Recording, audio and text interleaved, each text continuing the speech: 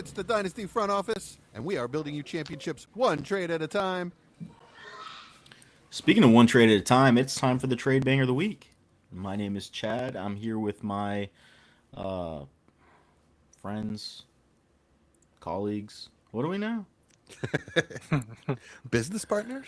Business partners. Yeah. Are we? With no Three guys. business. Three guys. I met on the street. Jesse, Mike, and Austin. And yeah, we're here to talk about a trade that one of our listeners brought to us. My favorite time of the week. This one's pretty interesting because it involves two quarterbacks that I think are kind of debatable in value, maybe. I don't know. We'll find out. Well, you guys are not supposed to know it. So, anyways, it's trade is Bucky Irving and Shedeur Sanders for Tyler Shuck and the 106. So, the guy that brought this to my attention, he's in a super flex league. He's worried about the quarterbacks coming out of this draft class. Doesn't believe in Ty Simpson. He said he's not in position to draft Fernando Mendoza and cannot get the pick. He's been trying for a while now, but the guy's just holding on for dear life. So he says, you know what? I'm going to go out there and get Tyler Shuck, get another guy that I really believe in as far as whoever ends up going at the 106. He's hoping for one of those three receivers. I don't think one of those guys ends up there, but you never know, right? We don't know draft position yet. So yeah, he's getting Tyler Shuck in the 106. He's giving up Bucky Irving and Shedeur Sanders. I'm gonna just throw it out there for you guys. Is this a trade you guys like? Do you guys see it as even, or what are your first thoughts when you initially see it? I think it's pretty even. I see the Shedeur Sanders side part of it to me is a throw-in. So Bucky is equal to 106 plus a starting quarterback in Superflex. I can get on board with that. Are you? I mean, are you still? argue Sanders could be the starter too, right? Like, Yeah, I think there's a real avenue for that. There's a real chance. I think he's it's a the starter most next likely. year. I think it's the most likely scenario at this point. in my Okay. opinion. Let me restate that. Shuck is a starter in a good offense. Yeah, like a potential plus starter is what Right. what you're saying, right? Yeah. Gotcha. Sanders did not look good. In fact, I think he put up historically bad numbers. He did. Yeah, but so did Bryce Young, right? He did. Uh-huh. So did I don't really Trevor appreciate Lawrence? that, but he did. to an Well, extent. Okay. Yeah, I mean, I'm just saying there's avenues for bad rookie quarterback play to improve, especially when a rookie quarterback doesn't get a lot of preparation. As much as like the kind of some of the excuses coming out of social media for Shedeur Sanders are at some points tiresome and maybe a little bit overstated. There are some real legitimate, I guess, excuses for why you could have really bad quarterback play when I think it's pretty apparent the coach doesn't believe in him as a player. He's not getting any of the practice reps or any of the game time or practice time for that matter. And when he does start, it's really tough games that he had to come into. Maybe that does improve. Obviously, the coach coming in does believe in him. Does that do anything for you guys, or are you still just saying bad quarterback play? He's out. He's a throw-in. I'm sorry, you broke up pretty bad during that. I think you go kind of the Spencer Rattler route of we don't know if they're going to bring anyone else in. I highly doubt they do. So you could call it a 1-year rental of whatever it is of if he's your really low end QB3 For there. Shedeur? Yeah. Yeah, Well, they also have Deshaun Watson. sure. Yeah, who hasn't done anything in 4 years, 3 years, 4 years. Okay, but he's an NFL quarterback that is competition, and there's also Dylan Gabriel. You don't know how the, That's why I said Spencer Rattler type of thing. Like he lost Yeah. his job halfway through the season to Tyler Shook. So, that's kind of how I see that as the. I think plus I side of personally think Dylan Gabriel's done. that. Yeah, I kind of do too. I think he's kind of proven. he's he not. might be. Yeah, nobody. I mean, they don't seem to really. The coach that drafted him before Shedeur is gone, so he will. Yeah. And the one thing we see from the coach, the incoming coach, right, is that there's a video that comes out from their social media team that's like we loved you as a prospect, basically, where he's having this whole big, meeting with Shador saying, we loved you, we wanted you, we wanted you. So obviously the coach likes Shador Sanders. Like, we can argue about where he liked him, right, relative to the NFL draft. But it looked like Baltimore did want Shador Sanders, and Shador Sanders told them no. Essentially, is what the reporting is saying. Yeah. So I think that's going to be interesting. I think he's probably a little bit undervalued and underappreciated as a potential value riser. Come the start of the season. Shador or Malik Willis? Malik Willis. Malik Willis, but that's different because Malik Willis could shoot up for a very, very easy reason, and that's just a contract, right? Like he gets a massive deal and he's a locked in starter somewhere. Also, I'm assuming he goes to the Dolphins in this scenario. So, I look at the weapons in Miami, and it's just a no-brainer. Plus, it would be the system that he's already coming from. You don't have to worry about him learning the new system or the coaches not knowing how to use him. It's already been, we have it on film. We've already seen it happen. I know we looked at keep trade cut for our last segment. Or do you guys know where they have Shador Sanders ranked? He's right behind Malik Willis. That's why He is right behind him. Yeah. Okay. Yeah. Right ahead of Mac Jones and Tua. Well, Yeah, that makes sense. I would take him ahead of both those guys personally. Yeah. Sure. Yeah. So the Bucky Irving, I guess, is kind of the catalyst for this trade, right? There being a lack of running back depth in the NFL draft this coming year. Is this a player that you guys are still appreciating the way that we were maybe the last offseason, where there was a lot of hype for him? Yeah, absolutely. No change in my mind. Yeah, I like him too. I mean, dealing with injury in and out kind of a thing, I'm not too worried about it. What I almost don't like about the other side is at the 106 is what kind of running back are you getting to replace him? Like, I almost feel like if you're giving up Bucky in this scenario, true, you're getting a quarterback upgrade. Maybe, maybe Shook's good. Maybe he's a really appreciating asset and he could the long-term deal. But with the 106, I'd almost be looking to move that for another running back. That way I'm kind of plugging the gap because I don't feel like you're going to get that in the rookie draft. I didn't see his roster, but from my understanding, he was the players he was trading. It were kind of like excess on his roster. So he has a slate of running backs that he can go to. Where he feels comfortable there. He just didn't feel comfortable at all at quarterback and needed somebody to step in as a QB3. Then I almost like that better to have a top 6 pick in this draft to be able to kind of get the last pick of whichever of the top guys you like if he wants to make the pick. So. Yeah, that's what I was going to say. That would be the only way I would make this deal is if I was really set at running back. I was loaded at running back, and I identified that was the position I was going to deal from, and then that's who the other team that I was dealing with liked. Yeah, then that's the only way I would do this. 106, if you look at the upside of 106 in this draft, could be pretty high. So let's say Sadiq goes to the Chiefs. What is that, 112? I think that's in play. We've talked about it. We talked about it in his prospect profile. That's a really attractive landing spot, and at that point, if he's at 106, then that's a really attractive pick that you can either take or trade away once you're on the clock.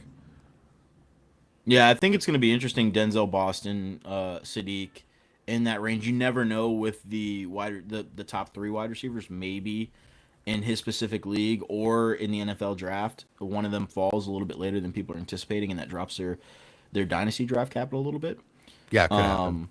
Yeah, it's in the realm of possibility, right? Tyler Shuck, though, that one's really interesting to me because I think we all kind of came to the realization in the season, like, hey, this guy has something to him. Like, he is a starting caliber player, and he's a guy that you really kind of want in your dynasty, roster if you could get in on him early. But are any of you guys getting scared now? Like, the value is slowly creeping up, and people I think are maybe a little bit overvaluing him as a player and kind of underappreciating the risks involved in him still. I think a lot of that is exactly where this trade came from.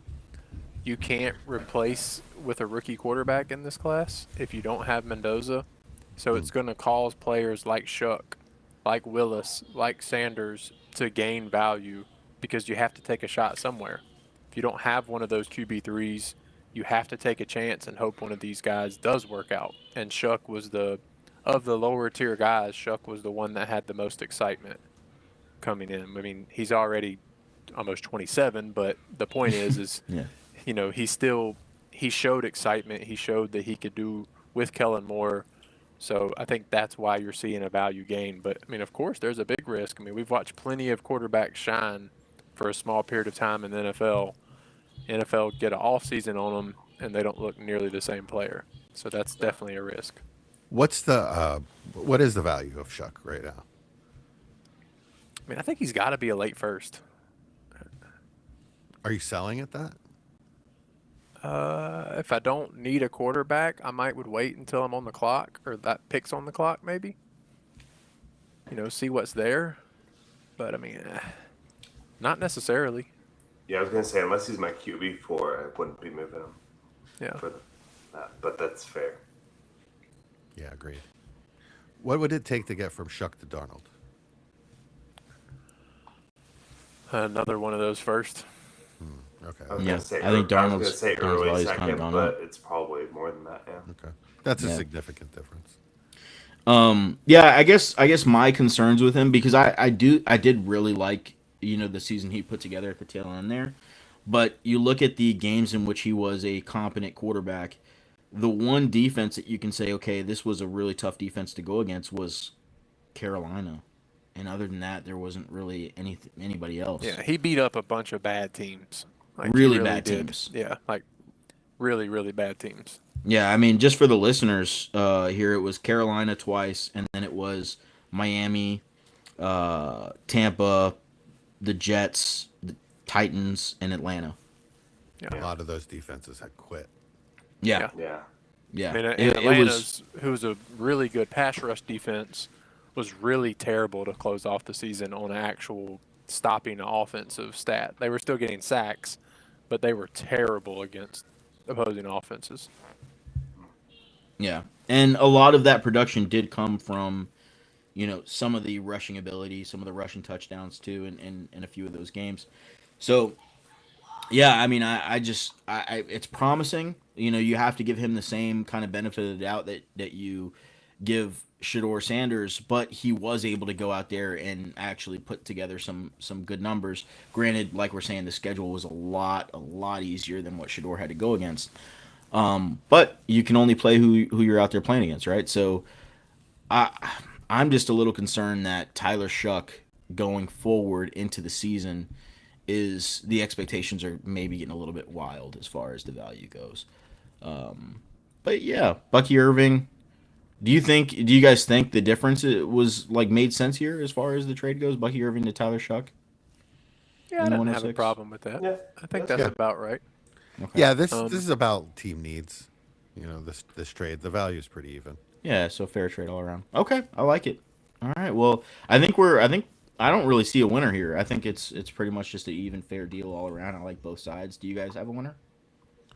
No, yeah, it's, like I said, it's a team need. So on one team, I may take one side, and on another team, I take the other side.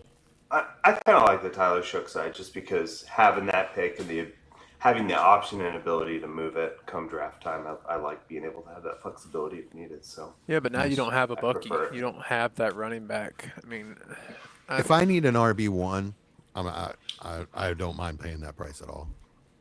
And to be able to get a dart throw of a quarterback, back in the deal, I like that.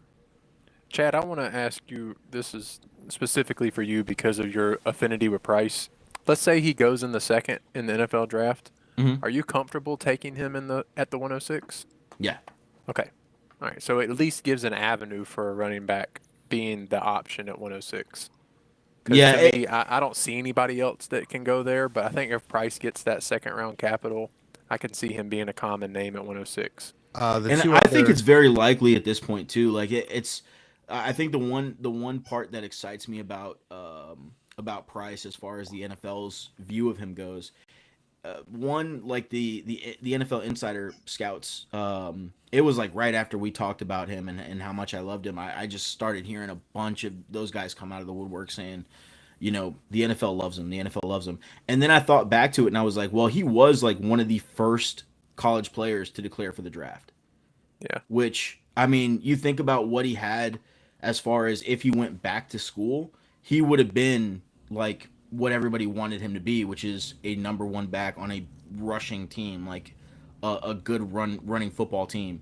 So he had all the reason in the world to go back. You know, he would have got the nil, he would have got the you know, the prestige and the position to be that, you know, Heisman contender, so to speak.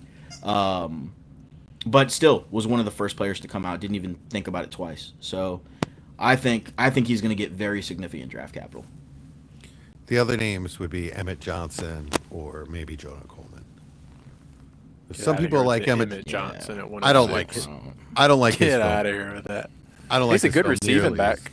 Not nearly as much as Jared Price. Yeah, really good receiving back. Yeah, I mean, to me, he looked more like a late second or third. Yeah. For He a would've- rookie draft, I'm saying. He would have ate in like the early 2010s. Like he'd Yeah. have been sick then. Yeah. Yeah. I think Coleman's going to be interesting, but I do think he's a guy that's probably going to end up going in the third or fourth round of the NFL draft. Third, probably at the best case scenario for him. In my Could opinion. happen. Yeah, I think I don't remember. One of the big guys had four running backs go in the top first 2 days. So Oh, nice. Okay. it was Coleman, Johnson, Price, and Love. In that order. So, no. No, I think it was actually opposite order. I think it was Love, Price, Johnson, Coleman. Okay. Yeah, it'll be interesting to see how 3 and 4 shake out at running back. I think it could change a lot of things significantly if those guys end up getting better capital than people are anticipating. It's going to make the end of that first look really enticing. And, I mean, really 106. I mean, some people have the cutoff at 105. I don't know how you guys feel about it. But if you're not in a really high premium league, I don't think Kenyon Sadiq. I like Kenyon Sadiq. I don't think he's like a lock to be a really productive tight end early on. If he gets the draft capital in the first round, then I think he's a good 106 pick. Yeah. All right. Well, anything else you guys want to add? Not a good trade. Made sense for Alright. both sides. Good trade, buddy. Thanks for sending it in. And if you've got a dynasty trade that shook up your league, do send it our way. We will get back to you, I guess, at our earliest convenience. Maybe Austin will find time to do it. I don't know. I'm not very good at it. But you can reach us at dynfo.official@gmail.com. Again, that's dynfo.official@gmail.com. All right, let's get out of here, guys. Gentlemen, welcome to the front office.